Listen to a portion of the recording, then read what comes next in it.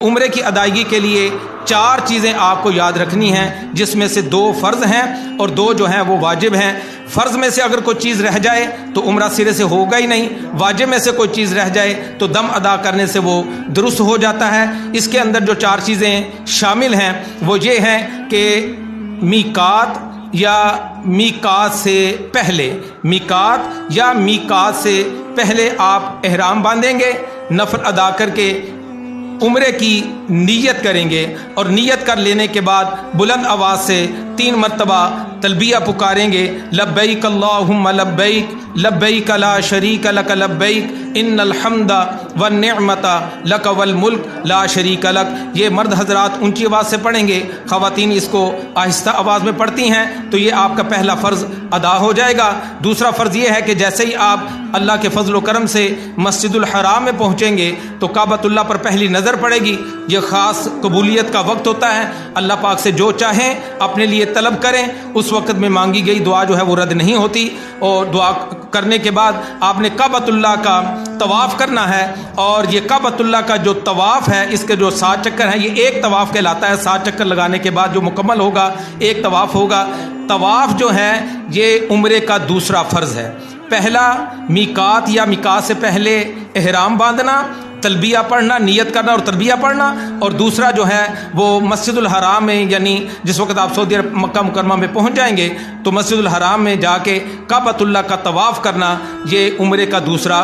اب اس کے بعد جو 2 واجب ہیں ان میں پہلا واجب یہ ہے کہ کعبۃ اللہ کے ساتھ متصل صفا اور مروہ کی 2 پہاڑیاں ہیں جن کا ذکر قرآن مجید فرقان حمید میں بھی موجود ہے۔ صفا اور مروہ کے درمیان 7 حاجی جو ہے وہ چکر لگاتا ہے، تو یہ عمرے کا پہلا واجب ہے۔ اور جب 7 چکر مکمل ہو جائیں، یعنی صحیح آپ کی مکمل ہو جائے، صحیح کہتے ہیں صفا اور مروہ کے درمیان 7 چکر لگانے کو، جس وقت آپ کی صحیح مکمل ہو جائے تو اس کے بعد آپ نے اپنا حلق کروانا ہے یا قصر۔ حلق کہتے ہیں اسرے کے ساتھ سر کو منڈوا دینا، اور قصر کہتے ہیں کینچی کے ساتھ اپنے سر کے بالوں کو کٹوا لینا۔ دونوں کا ذکر قرآن مجید فرقان حمید میں موجود ہے۔ حلق کروانا چاہیں تو آپ صلی اللہ علیہ وسلم کی دعا سے آپ کو حصہ مل جائے گا۔ اللہ کے پیارے نبی صلی اللہ علیہ وسلم نے حلق کروانے والوں کے لیے مغفرت اور بخشش کی دعا فرمائی ہے۔ اور جو قصر کروانا چاہتے ہیں تو وہ بھی درست ہے، وہ غلط نہیں ہے۔ جو حلق کروانا چاہیں وہ حلق کروا لیں، جو قصر کروانا چاہتے ہیں وہ قصر کروا لیں۔ صفا اور مروہ کے درمیان 7 چکر لگانا یہ پہلا واجب۔